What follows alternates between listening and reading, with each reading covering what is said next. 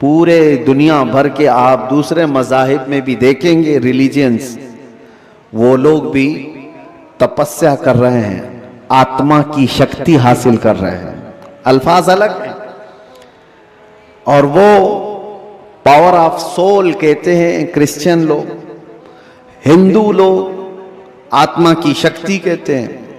اس کے لیے وہ دنیا کو ترک کر رہے ہیں، کچھ کلمات کے جاپ کر رہے ہیں، کسی نہ کسی طرح سے وہ اپنی روح کو بڑھانے کی کوشش کر رہے ہیں۔ تو سب ادیان میں یہ ایک کانسیپٹ پایا جاتا ہے۔ میں آپ کو بتاتا ہوں اصلی روح کی طاقت وہ ہے، روح نے اگر اپنے رب کو پہچان لیا تو یہ سب سے بڑی طاقتور ہے۔ اللہ عز و جل نے انسان کو پیدا کیا ہے تو جسم اور روح دو ایسی چیزوں کے ساتھ رکھا ہے کہ دونوں کا ایک دوسرے کے لیے ہونا لازم ہے۔ روح کے بغیر جسم کا بھی کوئی کام نہیں، اور روح ہے، جسم نہیں ہے تو اس روح کو بھی کوئی کام نہیں۔ روح اور جسم دونوں لازم ملزوم ہیں، اور جب تک ان دونوں کا رشتہ ہے زندگی ہے، اور جہاں ان دونوں کا رشتہ ٹوٹا تو اس کو مردہ کہا جاتا ہے۔ روح اور جسم کا تعلق ختم ہوتی ہی زندگی بدل جاتی ہے۔ اب مسئلہ یہ ہے روح اور جسم میں افضل کون ہے، کون زیادہ اعلیٰ ہے؟ تو اب یہ دیکھا جاتا ہے کہ آپ یہ سمجھتے ہوں گے کہ صرف روح ہے اور جسم نہیں ہے، تو کیا مطلب ہے روح کا؟ لیکن روح اور جسم کا جب کمپیریزن ہوگا تو روح اس میں بہت بلند و بالا ہے۔ اس کی وجہ یہ ہے کہ روح کے نکل جانے کے بعد جسم زیادہ دیر تک نہیں سلامت رہ سکتا، چند گھنٹے چند دنوں کے بعد اس کے اندر سڑن پیدا ہوگی اور یہ سڑ گل جائے گا۔ روح کے نکلنے کے بعد جسموں کی کوئی اوقات نہیں رہ جاتی، جسم سب مٹی میں مل جاتے ہیں، گل جاتے ہیں۔ نبیوں کے اور شہیدوں کے جسموں کو چھوڑ کر بات کر رہا ہوں عام طور پر۔ لیکن روح کیا چیز ہے؟ اللہ تبارک و تعالیٰ فرماتا ہے قرآن پاک میں، اے محبوب آپ سے یہ روح کے بارے میں پوچھتے ہیں یہ کیا ہے؟ آپ فرما دیں روح اللہ کے حکم کا نام ہے، روح اللہ کا حکم ہے۔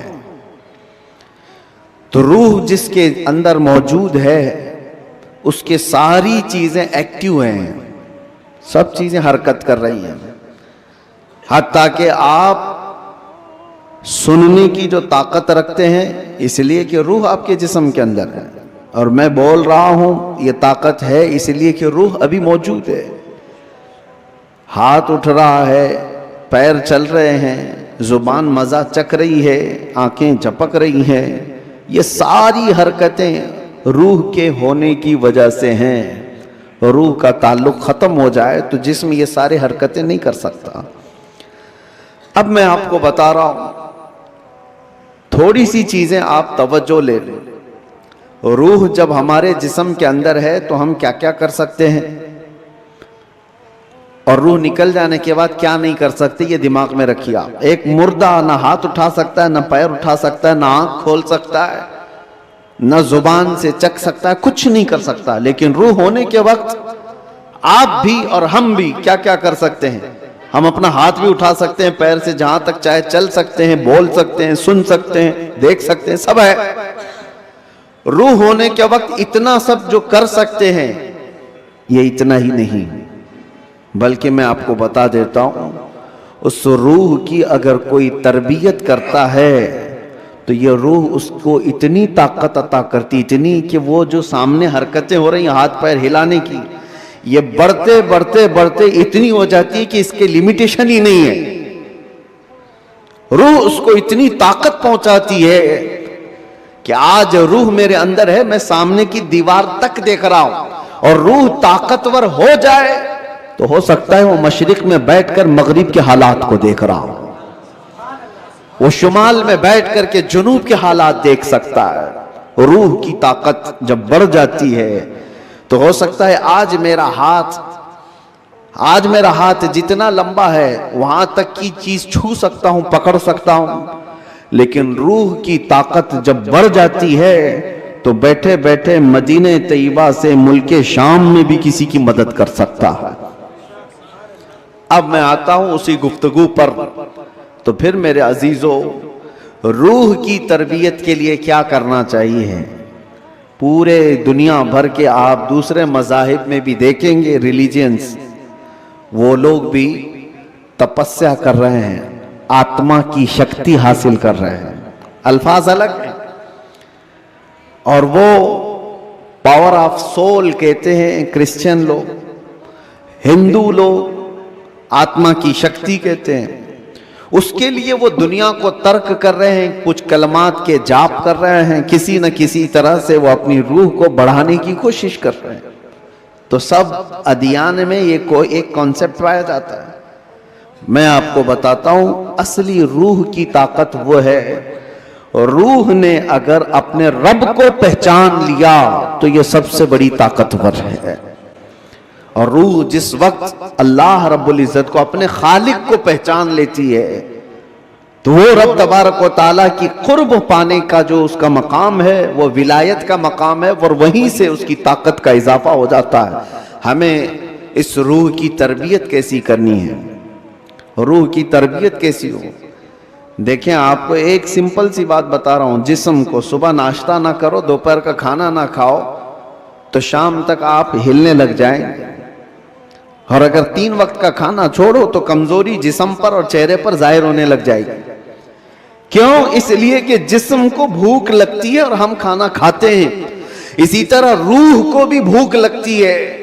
روح کی غذا اللہ کا ذکر ہے، ذکر اللہ ہے، اور جب بندہ اللہ کا ذکر کرتا ہے تو اس کی روح تر و تازہ ہوتی ہے۔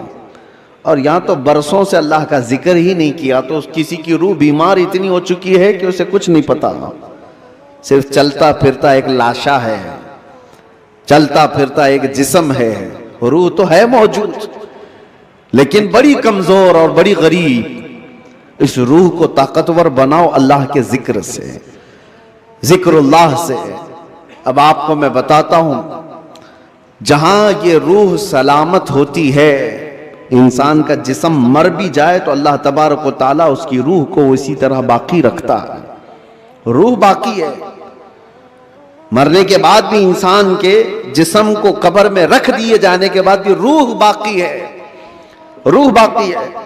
اور روح جب تک طاقتور ہے وہ کیا سے کیا کر سکتی ہے، تصرف اللہ تبارک و تعالیٰ اس کو عطا کیا ہے۔ موت کے بعد بھی اولیاء کاملین کی زندگیاں ہم جو دیکھتے ہیں وہ اسی بنیاد پر ہے کہ انہوں نے اپنی زندگیوں میں جسم سے زیادہ اپنی روح کا خیال کیا۔ اگر دل میں خوف ہے تو میری جان بھی چلی جائے، میں قدم مصطفیٰ سے ایک بال برابر بھی ہٹنے کو تیار۔ ایجوکیشن کی بات کر رہے ہو، ماں باپ کی خدمت کی بات کر رہے ہو، ہم کون سی نافرمانی کی بات کراتے ہیں؟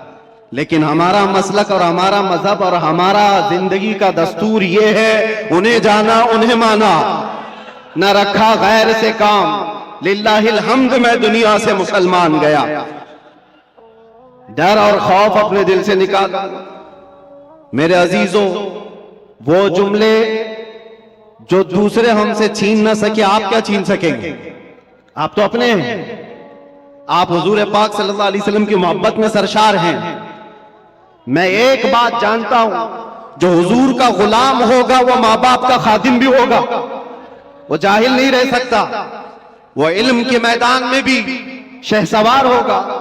اور اگر حضور پاک صلی اللہ تعالیٰ علیہ وسلم کی محبت دل میں پوری نہیں آئی ہے، ہر برائی آ سکتی ہے، ہر برائی کی جڑ ہے یہ۔ اپنے دل کو خالی رکھا اور دنیا کی محبت سے بھر کر رکھا ہے، ورنہ جو ان کی بارگاہ میں جھک گیا، ایک عرب نے آدمی کا بول بالا کر دیا، خاک کے ذروں کو ہمدوش سریا کر دیا۔ کیا نظر تھی جس نے، خود نہ تھے جو راہ پر اوروں کے ہادی بن گئے، کیا نظر تھی جس نے مردوں کو مسیحا کر دیا۔ اس نبی رحمت صلی اللہ تعالی علیہ وسلم کی نگاہ ناز جس پر پڑی ہے.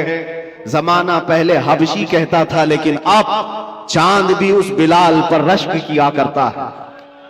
جس کو فارس سے آئے ہوئے لوگ دیکھتے تھے کہ ہجرت کر کے آیا ہوا بے گھر ہے، لیکن نبی پاک کی غلامی نے انہیں سلمان فارسی بنایا ہے. وہ کون ہے؟ جس کو اللہ کی رسول صلی اللہ تعالی علیہ وسلم کی خدمت نے فاروق اعظم بنایا ہے، صدیق اکبر بنایا ہے، حیدر کرار بنایا ہے، ذوالنورین بنایا ہے. یہ ساری نسبتیں ایک مصطفیٰ کریم کے دامن سے وابستہ ہیں، اور ان سے پھرے جہاں پھرائی کمی وقار میں. ایک بات یہ سمجھ کر کے چلیں، نقطہ ہماری گفتگو کا ایک ہی ہے، اس لیے کہ میں نے زندگی میں دیکھا. آپ جو کہہ رہے ہیں یقیناً اس پر فوکس ہونا ضروری ہے. ہماری قوم کو جہالت سے نکالنا، نشہ سے بھی نکالنا ہے، قوم کی بچیوں کو بے پردگی سے نکالنا، علم کی طرف بھی بڑھانا ہے. لیکن ساری بیماریوں کا علاج کیا ہے؟ ایک آدمی ہوتا ہے شوگر بھی ہے، بی پی بھی ہے، اور ایسیڈیٹی بھی ہے، آنکھوں کی کمزوری بھی ہے، مائیگرین بھی ہے، پتہ نہیں کیا کیا بیماریاں لے کر بیٹھا ہے. اور ان سب بیماریوں کے علاج کے لیے ہر ایک جگہ ایک اسپیشل ڈاکٹر ہے، وہ اپنے اپنے فن کا ماہر ہے. ہارٹ کی بیماری کا ایک الگ ڈاکٹر، کارڈیولوجی، کڈنی کا الگ ہے، نیفرولوجی. سب کے پاس جانا پڑے گا، اس کا علاج الگ کرو، اس کی دوائیاں الگ کرو. ڈاکٹر اقبال نے کہا تھا میں نے اپنے قوم کی بیماریاں دیکھی، یہ زوال پذیر ہے، پیچھے کی طرف جا رہی ہے. لیکن یورپ کو ترقی کرتے دیکھا. میں وہاں کی خاک چھان کر کے آیا کئی سالوں تک کہ یورپ بہت ترقی کر گیا، اور امت مسلمہ میری قوم زوال پذیر کیوں ہے؟ ان کے علاج کیا ہے؟ ان کے اندر بیماریاں کیا کیا ہیں؟ بے پردگی بھی آ گئی، جہالت بھی آ گئی، نشہ بھی آ گیا ہے، بد اخلاقی بھی آ گئی، جھوٹ بھی آ گیا ہے، خیانت بھی آ گئی ہے، چوری بھی آ گئی ہے. یہ سب بیماریاں آئی ہیں. ان بیماریوں کے علاج کے لیے کیا کرنا ہے؟ ڈاکٹر اقبال کہتا ہے میں نے ساری بیماریوں کو بھی دیکھا. علاج کے لیے الگ الگ دوا دینا بہت مشکل ہے، اس لیے کہ زندگی شارٹ ہے، بیماریاں زیادہ ہیں، اور ہمارے پاس دواؤں کے لیے ایسے ڈاکٹر بھی موجود نہیں ہر بیماری کا الگ الگ علاج کرے. پھر ڈاکٹر اقبال کہتا ہے اس امت کے درد اور اس کی امت کی بیماری کا علاج مجھے ایک ہی جگہ ملا، ایک ہی نقطے میں ملا، ایک ہی پڑیا میں پورا علاج ملا. پوچھا وہ علاج کیا ہے؟ اقبال کہتا ہے کہ محمد سے وفا تو نے، کہ محمد سے وفا تو نے، تو ہم تیرے ہیں. یہ جہاں چیز ہے کیا؟ لوح و قلم تیرے ہیں. سبحان اللہ، نعرہ تکبیر، نعرہ رسالت، سبحان اللہ سبحان اللہ. میرے آقا صلی اللہ تعالی علیہ وسلم نے فرمایا آپ کا حکم سر آنکھوں پر، جس بات کو کہنا ہے وہ میں کہوں گا ضرور، جس چیز پر فوکس کرنا ہے وہ کہیں گے ضرور. لیکن میرے لیے زیادہ عظیم یہ ہے کہ آپ نے جو کہا ہے اس سے زیادہ میں حضور نے کیا کہا وہ دیکھتا ہوں. نبی پاک صلی اللہ تعالی علیہ وسلم نے کیا فرمایا کہ کس چیز پر بات کرنا چاہیے اور اپنی اولاد کو کیا سکھانا چاہیے، اس پر ہم بات کرتے ہیں.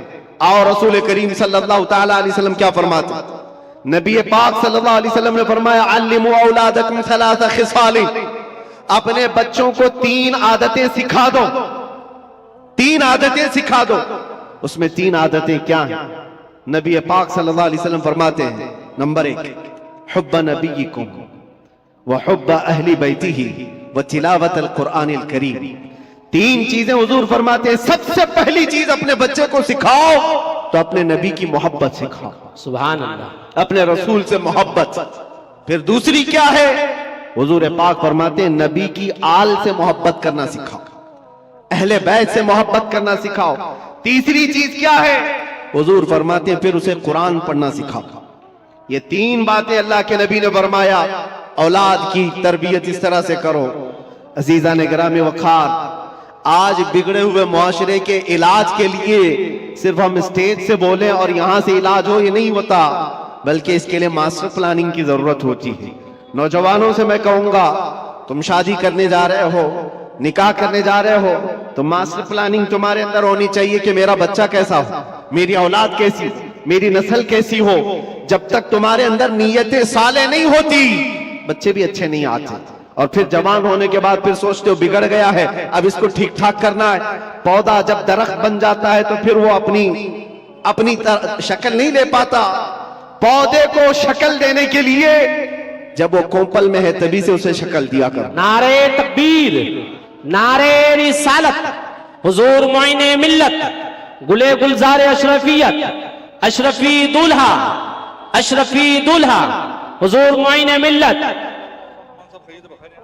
چیف رکھے۔ سبحان اللہ، ماشاءاللہ، ہماری خوش بختی، قائد اہل سنت، محافظ ناموس رسالت، پیر طریقت، گل گلزار اشرفیت، حضرت علامہ مولانا سید شاہ معین الدین اشرف الاشرفی الجیلانی، پریزیڈنٹ آل انڈیا سنی جمعیت العلماء و صاحب سجادہ آستانہ عالیہ درگاہ کی چوچا مقدسہ کی تشریف آوری ہو گئی ہے۔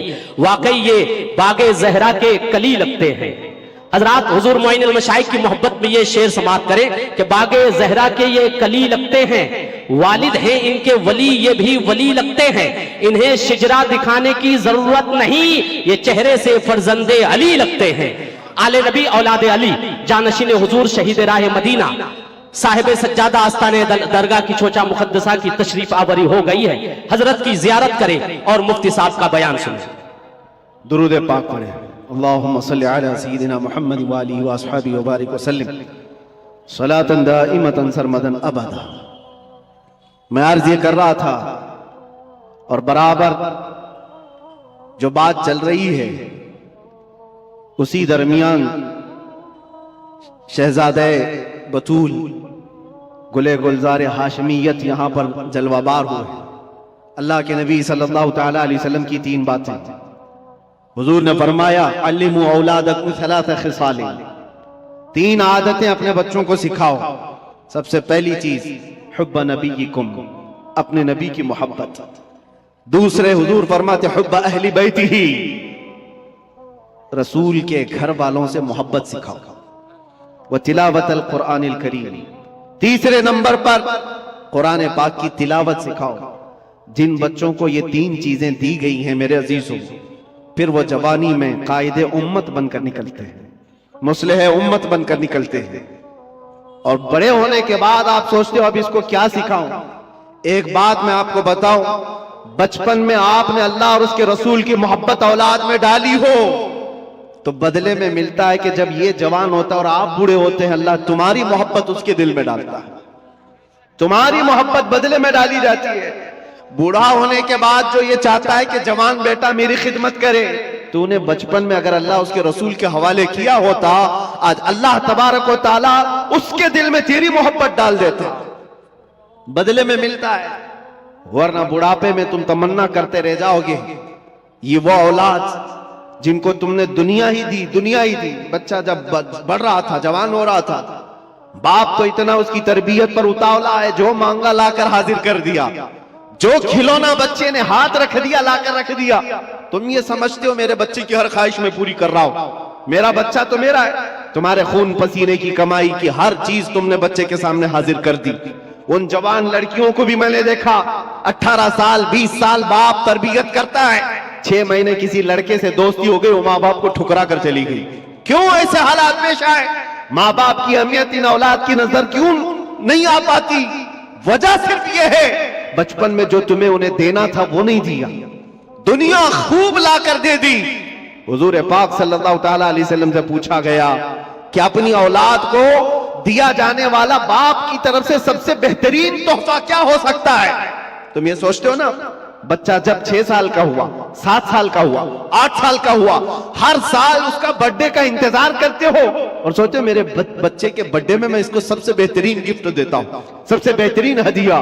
بیٹی کو بھی باپ گفٹ دے رہا ہے، بیٹے کو بھی دے رہا ہے، لیکن وہ گفٹ کیا ہے، وہ ہدیے کیا ہیں؟ ہر سال تم جا کر دیکھ لو، کبھی کبھار جو بڑے لوگ ہیں کھلونوں سے اٹھ کر کے کبھی موبائل دے دیا، اس سے بھی اٹھ کر کے کبھی بائک دلا دیا، جس کو جو چاہا وہ دلاتا گیا۔ لیکن میرے عزیزوں، حضور پاک صلی اللہ تعالی علیہ وسلم کی حدیثوں کی روشنی میں اگر کہوں تو فرماتے ہیں اپنے بچے کو دیا جانے والا سب سے بہترین تحفہ باپ کی طرف سے وہ اپنے نبی کی محبت ہے۔ یہ سب سے بہترین تحفہ ہے۔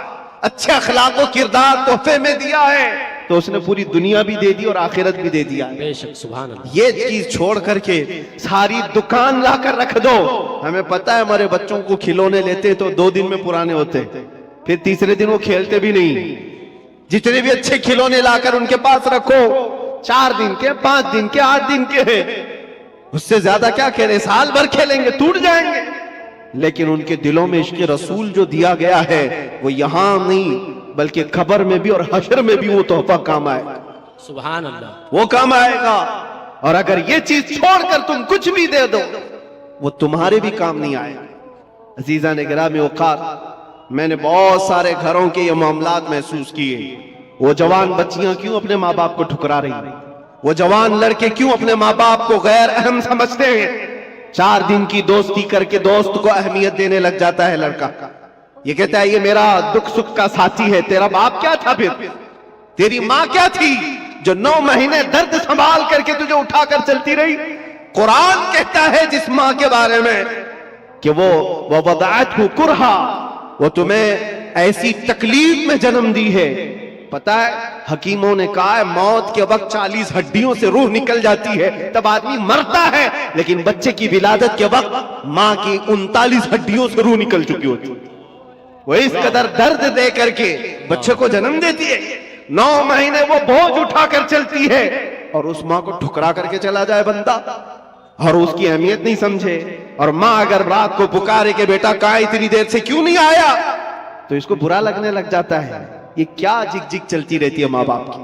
باپ کے سامنے بیٹھنے کو یہ تیار نہیں. اور وہ لڑکے جو اس کے کچھ نہیں لگتے, بس عیاشی کی طرف بلاتے, ان کے ساتھ پوری رات گپے لگائے. ماں باپ کیوں اچھے نہیں لگتے, ماں باپ کے ساتھ وقت کیوں خراب لگنے لگتا ہے. اس سب کا کارن ایک ہے, قصور ان بچوں کا نہیں ہے, ان کے ماں باپ کا ہے جو تربیت میں کمی کیا. قیامت کے دن جانتے ہو یہ بچے اپنے ماں باپ کے خلاف مقدمہ کریں گے, مقدمہ کریں گے. اللہ تعالیٰ سے یہ کہیں گے کہ مولا ہمارے ماں باپ کو دکھا, وہ کہاں ہیں. پوچھا جائے گا کیوں, کہا ہم اپنے پیروں سے انہیں روندنا چاہتے ہیں, ہم اپنے پیروں سے انہیں روندنا چاہتے ہیں. پوچھا گیا کیوں, کہا آج ہم جہنم میں جا رہے ہیں تو اس کی وجہ ہمارے ماں باپ ہیں. انہوں نے ہماری تربیت نہیں کی, ہمیں خوف خدا نہیں دکھایا, ہمیں حب رسول نہیں سکھایا. تم کھلونے دلا کر کے ان کو گھر پراپرٹی دے کر کے تب بھی پھنسے جاؤ گے, وہاں پر پھنس جاؤ گے. بچے ہو تو کیسے ہو. میں ایک بات بتاتا ہوں میرے عزیز, نجم الدین عراق کا ایک گورنر ہے, گورنر پورے علاقے کا گورنر ہے. شادی نہیں کیا, 30 سال سے بھی زیادہ کی عمر ہو گئی, اور بڑے بڑے رشتے آتے تھے, بادشاہوں کے بیٹیوں کے رشتے, وزیر الملک کی بیٹی کا رشتہ, سب ٹھکراتا رہتا ہے, مجھے نہیں چاہیے. عمر نکلتی جا رہی ہے. بھائی تھا, بھائی آ کر کے کہتا ہے بھائی صاحب کوئی تو لڑکی پسند کر لو, نکاح کر لو. کہا نہیں میرے لائق دکھتی ہی نہیں ہے. کہا کیسی چاہیے تم کو.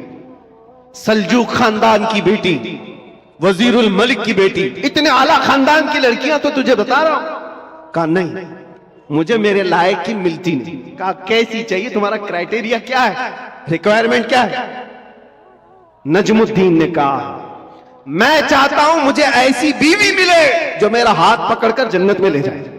سبحان اللہ. دوسری چیز میرا کرائٹیریا یہ ہے, ایسی بیوی ملے مجھے جو مجھے دنیا سے بیزار کرے اور اللہ کی طرف لے جائے.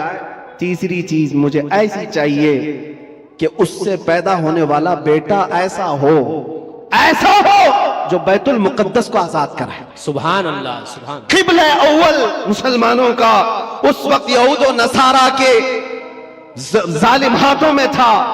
نجم الدین نے یہ سوچا اور شادی کرنے کو تیار نہیں. ظاہر سی بات ہے ایسے کرائٹیریا کی لڑکی ڈھونڈنا بھی مشکل ہے, ملے تو کہاں ملے. شادی نہیں کرنا. ایک دن تقریر کی جامع مسجد میں, وہاں کے بہت بڑے بزرگ تھے, ان کے پاس بیٹھا تھا, مغرب کے بعد درس دے رہے تھے شیخ, علاقے کے شیخ اعظم. اچانک پردے کے پیچھے سے ایک خاتون کی آواز آئی, حجاب میں تھی. شیخ نے پوچھا کون ہے. لڑکی نے اپنا نام بتایا, ست الملک, ایک فقیر خاندان کی لڑکی تھی. تو آپ جلال میں آئے, बुजुर्ग जो शेख आजम है, फरमाते बेटी तुझे हो क्या गया है, मैंने आज इतना बड़ा रिश्ता भेजा था तूने ठुकराया। उस लड़की ने कहा वो मेरे लायक नहीं था। पूछा तेरे लायक नहीं था, तू चाहती क्या है? वो पर्दे के पीछे से कहती है मैं चाहती हूं मुझे ऐसा दूल्हा मिले जो मेरा हाथ पकड़कर जन्नत में ले जाए। सुभान अल्लाह, सुभान अल्लाह। और मैं ये चाहती हूं ऐसा शोहर मिले जिससे पैदा होने वाला बेटा बैतुल मुकद्दस को आजाद कराए। सुभान अल्लाह। नजमुद्दीन उसी महफिल में बैठा हुआ, कहा मेरी सोचों से पूरी सोच मिलती है इस खातून की जो पर्दे के पीछे। उठा और शेख से कहा हुजूर क्या मेरी सगाई या मेरी मंगनी उस लड़की से आप करा सकते हैं जो पर्दे के पीछे? बुजुर्ग ने फरमाया तू देखा है उसको? कहा मुझे जरूरत नहीं। कहा तू जानता है उसका खानदान? कहा वो भी मुझे जरूरत नहीं, उसकी नीयत मेरे लिए काफी, जो मेरी नीयत है वो उसकी नीयत है। शेख ने फरमाया नजमुद्दीन तू इलाके का गवर्नर है और वो इस मोहल्ले के सबसे फकीर खानदान की लड़की है, कहां मैचिंग होगी? नजमुद्दीन ने कहा फिर भी मुझे चलेगा। वो मगरिब के बाद बैठा, ईशा से पहले उसी मस्जिद में निकाह भी हो गया। सुभान अल्लाह। उसी रात को विदाई भी हो गई। इधर लड़का भी राजी, लड़की भी राजी। नीयतों का मिलाप था, नीयतों का एकजा होना था। ये नजमुद्दीन अपनी दुल्हन को लेकर गया। जानते हो मेरे अजीजों, तारीख के औराक उठाकर देख लो, ये वो हसीन जोड़ा है जिससे पैदा होने वाले लड़के का नाम सलाहुद्दीन अय्यूबी है। सुभान अल्लाह, सुभान अल्लाह, सुभान अल्लाह। बहुत खूब, सुभान अल्लाह। कौन है सलाहुद्दीन? ये आसमान से उतरा हुआ नहीं था, ये जमीन से निकला हुआ नहीं था। माँ बाप की सालेह नीयत की वजह से सलाहुद्दीन पैदा होता है। माँ बाप की जब तरबियत हो, उनकी नीयत साले हो, तो आज बच्चे साले पैदा होंगे। लोग आज जाहिर सी बात है, एक साहब है वो सवाल कर रहे थे, वो बयान कर रहे थे।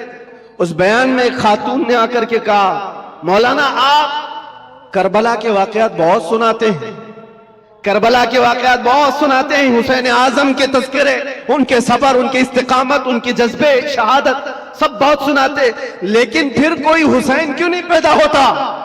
मौलाना ने अच्छा जवाब दिया। वो खातून सवाल कर रही थी, कहा हुसैन जरूर पैदा होगा, पहले फातिमा तो आए कोई। सुभान अल्लाह, सुभान अल्लाह। फातिमा होगी तो हुसैन भी आएगा। घरों के हालात जब दुरुस्त हो जाते हैं तो मेरे अजीजों उन खानदानों में नेक व साले औलाद होती है। दरख्त बन जाने के बाद हम तरबियत की सोच रहे हैं, बिगड़े हुए माशरे को सुधारने के लिए। अब तो यहां पर कचरा निकालने के लिए हाथ नहीं, बड़े बड़े बिल्डोजर लगाने पड़ते, तब जाकर के कचरे निकलेंगे।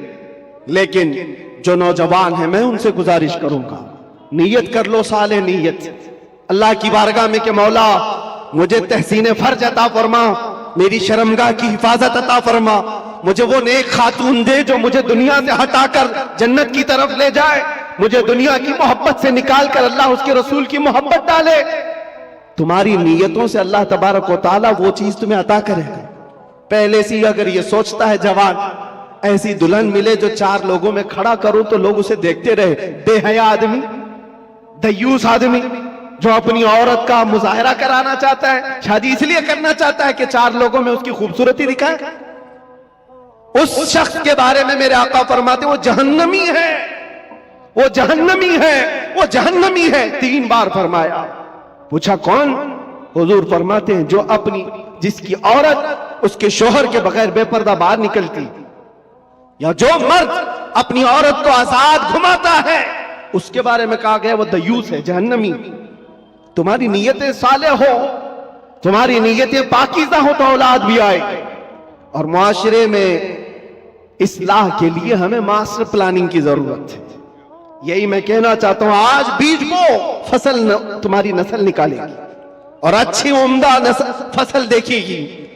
और इस मुआशरे के बिगड़े हुए हालात को मेरे अजीजों मिलकर के सही किया जा सकता है। नशे के मुतालिक मुझे बड़ी अजीब कुफ्त महसूस होती है। क्यों? तुम किस नशे में आज डूबे हुए हो? कौन सा है ये नशा? ये शराब, धतूरा, ये सारे ड्रग्स, इस चीज के लिए उम्मत मुस्लिमा बनाई गई। कुरान में तो अल्लाह फरमाता है कुंतुम खैर उम्मतिन उखरिजत लिन्नास, तुम सबसे बेहतरीन उम्मत हो जो इंसानों में निकाले गए हो। इंसानों में अल्लाह ने तुमको सबसे बेहतरीन उम्मत बनाया। बेहतरीन उम्मत के ये काम कहां से हो सकते हैं? बड़े बड़े ड्रग डीलर, खरीदने वाले भी, बेचने वाले भी, करने वाले भी, दीदा व दानिस्ता दुनिया ने तुम्हें इस काम पर लगाया है जानबूझ करके, क्योंकि मुझे पता है मैं वो सारी मंजिलें तय करके आया हूं, सारी चीजें देख करके आया हूं, कहां से ये लीक होता है, कहां से ये सारी चीजें आती हैं, कौन कौन लोग सपोर्ट करते हैं, कौन कौन लोग खड़ा करते हैं, पैसे कौन देता है, माल कौन देता है, बचाता कौन है, ये सब पता है। यहां खुल करके मैं इस चीज पर नहीं इज़हार करना चाहता। जेलों के अंदर मैंने देखा है पूरी की पूरी जमात है, ये सारे के सारे जो रॉकेट चलते हैं अंदर से भी चलते हैं। हैरत की बात है, एक छोटी सी पिन नहीं आ सकती थी वहां पर, लेकिन नशा आ जाता है। कौन लाता है, कैसे आता है, अब इसकी तो हर एक को अंदाजा होना चाहिए। जब शहर का मुंसिफ ही चोर हो, जब हाकिम ही गद्दार हो, तो फिर ये हम उम्मीद नहीं कर सकते कि वहां पर अच्छी फसल निकलेगी। शेख सादी ने सही चीज है लज्जत आशनाई। सुभान अल्लाह, सुभान, नारे अजब चीज है, नारे रिसालत। वो आंखों से मेरे मुस्तफा ने वो पिलाया था जिसके बाद दुनिया की शराब हेच हो गई थी। आज तुमने आंखों से अगर पीना है तो आओ हुजूर पाक सल्लल्लाहु अलैहि वसल्लम की बारगाह में। आज सिर्फ पर्दे लगाए गए हैं, वो कायनात का दूल्हा आज भी अपनी शान के साथ आराम कर रहा है। हम तो माइल बकरम है, कोई साइल ही नहीं। वहां से आवाज आती है, वो आज भी अपने जलवे दिखा रहे हैं, आज भी अपने गुलामों के घर जा रहे हैं। नहीं तो यूं ही सुन्नी पुकार कर नहीं कहता सुना है आप हर आशिक के घर तशरीफ लाते। सुभान अल्लाह, बल्कि हम तो ये कहेंगे देखा है आप हर आशिक के घर तशरीफ लाते। बेशक, सुभान अल्लाह, सुभान अल्लाह। सुना है क्या बात है, देखा है आप हर आशिक के घर तशरीफ लाते हैं। या रसूल अल्लाह मेरे घर में भी हो जाए चरागा, या रसूल अल्लाह कुछ ऐसा कर दो मेरे किरदगार, आंखों में हमेशा नक्श रहे रूए यार, आंखों में तलब करो मेरे अजीजों, क्यों नहीं मिलता। अगर रब्बे जुल जलाल की बारगाह में तड़प करके मांगा होता कुछ ऐसा कर दे मेरे किरदगार, आंखों में हमेशा नक्श रहे रूए यार, आंखों में उन्हें न देखा तो किस काम की है ये आंखें कि देखने की है सारी बहार, आंखों में हमने देखा है मेरे अजीजों अपनी जिंदगी में, जब हमारा दिल ज्यादा टूट जाता है आमिना कलाल संभालने के लिए तशरीफ लाता। सुभान अल्लाह, सुभान अल्लाह। और फिर अंदाजा होता है सहाबा ने अपनी तमाम तर वो सारी आदतों को कैसे खत्म किया था, वो एक दीदार रसूल से, वो एक जियारत मुस्तफा से सब कुछ तोड़ दिया था, सब कुछ छोड़ दिया था। आज वो एक मोहब्बत तुम्हारे दिल में घर कर जाए, मैं कहता हूं हजारों तकरीरों की जरूरत नहीं, तुम्हारे इलाज मुआलजे के लिए डॉक्टरों की जरूरत नहीं, वो एक इश्क मुस्तफा तुम्हें आसमानों की बुलंदी तक पहुंचा सकता है। बेशक, उठाकर तुम्हें कहां से कहां ले जाएगा तुम्हें अंदाजा भी नहीं। इसलिए कि मेरे अजीजों हम लायानी चीजों में मसरूफ हैं। जो चीज तुम्हारे लिए नहीं बनी या तुम उसके लिए नहीं बने, अपनी पूरी जिंदगी उस पर लगाए हुए हो। और जिस चीज के लिए अल्लाह ने तुम्हें बनाया और जो चीज तुम्हारे लिए बनाया उससे आंखें मूंद कर बैठे हो। इसके लिए आला हज़रत फरमाते हैं शहद दिखाए जहर पिलाए, कातिल डाइन शोहर कुश। ये दुनिया के बारे में, ये शहद दिखाती और जहर पिलाती। होता यही है, जितनी हसीन चीजें यहां दिख रही हैं देखने में तो शहद है और हकीकत में जहर है। जो पी लेता है वो तड़प तड़प के मरता है। कातिल है ये दुनिया, डायन है। डायन किसको कहते हैं? जो अपने शोहर को मार डालती, जो शोहर बदलती है। और आला हज़रत ने 3 बातें फरमाई इस दुनिया के बारे में, शहद दिखाए जहर पिलाए, कातिल डायन शोहर कुश। जो इससे मोहब्बत करता है ये दुनिया उसी को मारती है और फिर दूसरे के घर चली जाती है। देखो टटोल करके अपनी जेबों में जो चीज है, क्या ये तुम्हारे पास हमेशा रहने वाली चीज है? तुम कल किसी और के हाथ में ये पैसे देख रहे होंगे, तुम्हारे माल और तुम्हारे जायदाद किसी और के हाथ में होंगे। ہو سکتا ہے زندگی میں کسی بنکر میں رکھ کر کے بینک میں خوب حفاظت کرو، مرنا تو ہے، قبر میں بیٹھ کر دیکھو کہ تمہارے بچے اس پر ناچ رہے ہو، پھر اس کے بعد کیا ہوگا؟ حسرت سے تم دیکھتے رہو کہ جس کے لیے میں نے کیا کیا کر کے جمع کیا، یہ میری اولاد اس طرح سے اس کا استعمال کر رہی۔ حقیقت میں یہ دنیا ہے جو روز ہاتھوں میں بدل کر جاتی ہے، تمہاری کبھی نہیں ہو سکتی۔ جو چیز ہمیشہ تمہارے پاس رہتی ہے وہ کیا ہے؟ وہ کون سی چیز ہے جانتے ہو؟ وہی چیز ہے جو تمہیں بے خوف کرتی ہے۔ عجب چیز ہے لذت آشنائی، جو حضور کی محبت میں سرشار ہوتا ہے پھر دنیا کا خوف اس سے نکل جاتا ہے، اور دنیا کی تمام تر یہ برائیاں اس کے دل سے نکال دی جاتی ہیں۔ حضرت عمر فاروق رضی اللہ تعالیٰ عنہ محفل میں بیٹھے ہوئے ہیں، حضور پاک صلی اللہ علیہ وسلم قبر کا ذکر کر رہے ہیں۔ مرنے کے بعد جب تمہیں دفنایا جاتا ہے تو قبر میں دو فرشتے آتے ہیں، یاتیانی ملکانی، دو فرشتے آئیں گے، عینانی ازرقانی، نیلی آنکھوں والے، کالے چہرے والے، سختی سے سوال کریں گے تمہارا رب کون ہے، تمہارا دین کیا ہے؟ پھر حضور کے بارے میں دکھا کر پوچھیں گے ان کے بارے میں کیا کہتا تھا۔ یہ تین سوالات معلوم ہے کہ نہیں؟ قبر میں ہوں گے، پتہ ہے کہ نہیں؟ ہر مسلمان کو تو معلوم ہونا چاہیے تین سوال قبر میں کیے جائیں گے۔ وہ فرشتے آ کر جھنجھوڑ کر سوال کرتے، اور لوگ یہ سوچ رہے ہیں کہ بہت آسان سوال ہے، بول دوں گا میرا رب اللہ ہے، میرا دین اسلام ہے، اور حضور کے بارے میں بتا دوں گا۔ یہاں پر قبر کے جوابات دینے کے لیے کچھ لوگوں کو سالوں بیت جاتے ہیں۔ کیوں؟ مرنے کے بعد میموری لاس جو دنیا میں تھا وہ سب بھلا دیا گیا ہے، وہاں جانے کے بعد ختم ہو گیا ہے۔ اب اس کو ہی بات یاد آ سکتی ہے جس کو اللہ یاد دلائے۔ جو دنیا میں اللہ اور رسول کو یاد نہیں کرتا تھا وہاں کیا یاد کر پائے گا؟ اب سنو، حضرت عمر فرماتے ہیں حضور پاک صلی اللہ تعالیٰ علیہ وسلم نے پوچھا، اے عمر، توجہ چاہو، اے عمر، تیری قبر میں یہ دو فرشتے آئیں گے، سوالات کریں گے تو کیا جواب دے گا؟ کیا جواب دو گے؟ اب حضرت عمر کی باری تھی، قبر میں پوچھے جانے والوں کا جواب کیا دیا جائے گا؟ حضرت عمر نے کہا، یا رسول اللہ صلی اللہ علیہ وسلم، پہلے آپ مجھے یہ بات بتا دیں، وہ فرشتے جو تین سوالات کرنے والے ان کا جواب میں کیا دوں گا وہ بات کی بات، پہلے آپ مجھے یہ بتائیں، آج جو میں آپ سے محبت کرتا ہوں مرنے کے بعد قبر میں یہ محبت رہے گی کہ نہیں رہے گی؟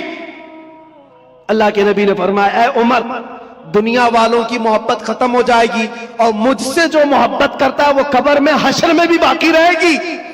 اب حضرت عمر جھومنے لگتے، کہتے یا رسول اللہ، اگر یہ محبت باقی رہے گی تو یہ معاملہ میرے اوپر چھوڑ دیجئے، منکر نکیر کو میں خود دیکھ لوں گا۔ سبحان اللہ، سبحان اللہ۔ آپ ہیں تو پھر کس بات کی فکر؟ اسی کو کہا اقبال نے، دو عالم سے کرتی ہے بیگانہ دل کو، عجب چیز ہے لذت آشنائی، جس کے پاس یہ حب رسول ہو، عشق مصطفیٰ ہو، پھر اس کے لیے دنیا ہیچ ہے، کمتر ہے، اس کا یقین بڑھ جاتا ہے، اس کا توکل بڑھ جاتا ہے۔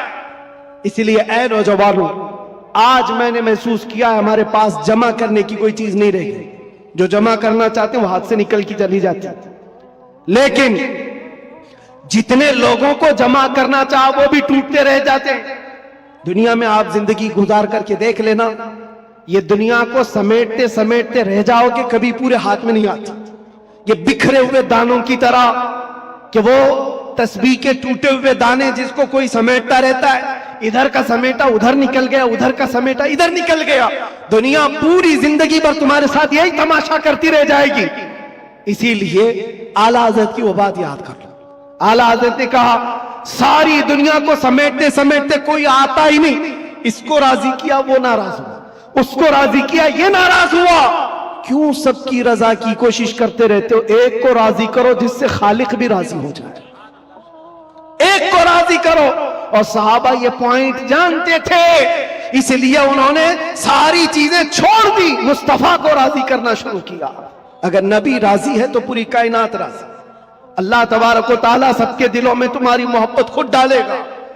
اور علامہ بدر الدین عینی فرماتے ہیں، حضور سے محبت کرنے والا اگر وہ 70 پردوں کے اندر بھی چھپا رہے، اللہ اس کی محبت انسانوں کے دلوں میں ڈالتا ہے۔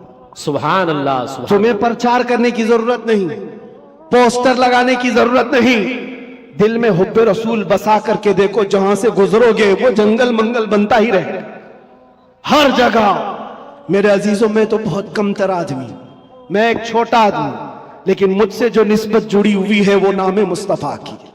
दुनिया मुझे जो पहचानती है मेरे बाप के नाम से नहीं, मुस्तफा के कदमों के नाम से।